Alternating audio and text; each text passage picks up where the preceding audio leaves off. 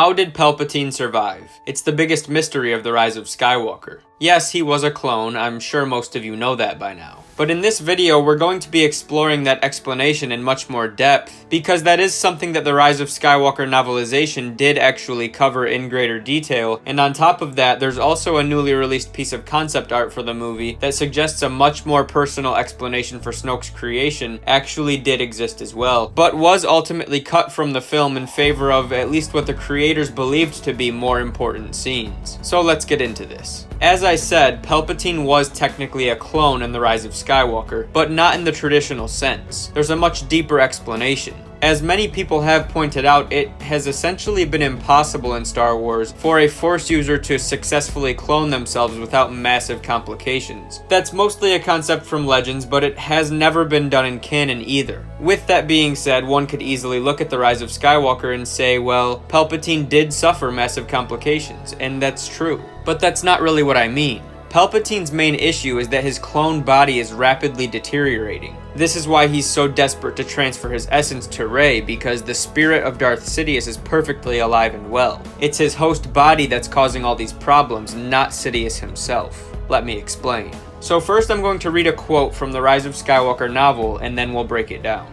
Plagueis had not acted fast enough in his own moment of death. But Sidious, sensing the flicker of light in his apprentice, had been ready for years. So the falling, dying Emperor called on the dark power of the Force to thrust his consciousness far, far away, to a secret place he had been preparing. His body was dead, an empty vessel long before it found the bottom of the shaft, and his mind jolted to a new awareness in a new body, a painful one, a temporary one.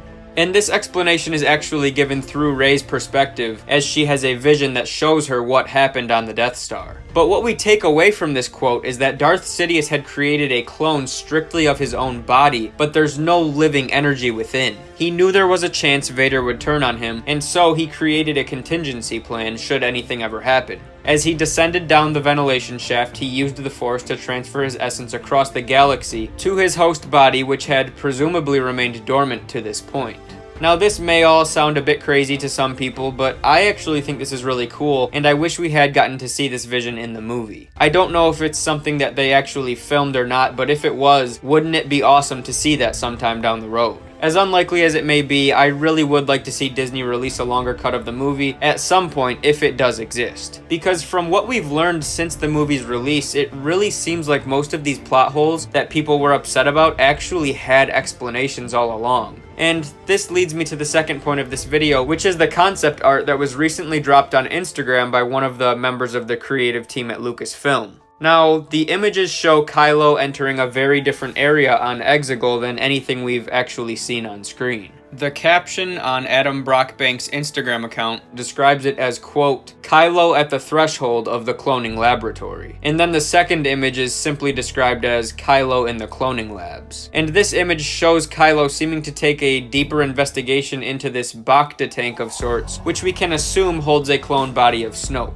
Or it's even possible that there's another clone of Darth Sidious within the tank, which yes, might suggest the possibility of another return, but either way, imagine how cool it would have been to see Kylo getting up close with the clone of Snoke and really taking this revelation in that Palpatine had manipulated his entire life, essentially using him as a puppet to carry out his wishes. I mean, I don't know about you guys, but I think that would have been so much cooler than just seeing him walk by the tanks on Exegol like he did in the movie, which I didn't have a problem with. I actually think that was pretty cool. I just think this would have been a lot more engaging. But again, the point in all of this is that the explanation for Palpatine's return actually did exist long before the movie came out, so these things that so many of us have called retcons or viewed as cop-outs really aren't that at all. The answers were actually there, we just didn't get to see some of them on screen, which is disappointing, but at least we know the explanation was there, and they weren't just throwing stuff in randomly with no thought beforehand. At least for some of these major details. I'm not saying they had everything mapped out and had answers for everything, but when it comes to Palpatine's survival, it is clear that they did have a plan, and there was an explanation probably before they even began filming. And again, maybe someday we will get to see these things on screen.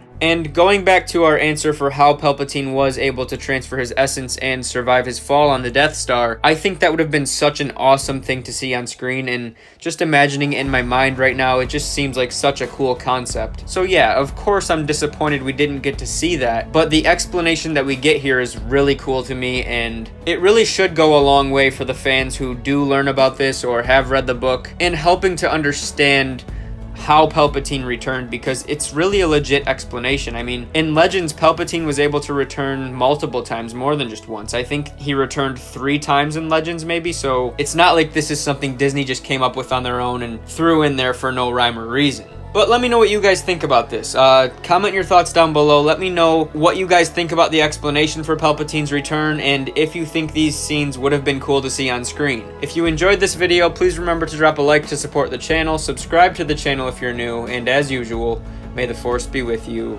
always.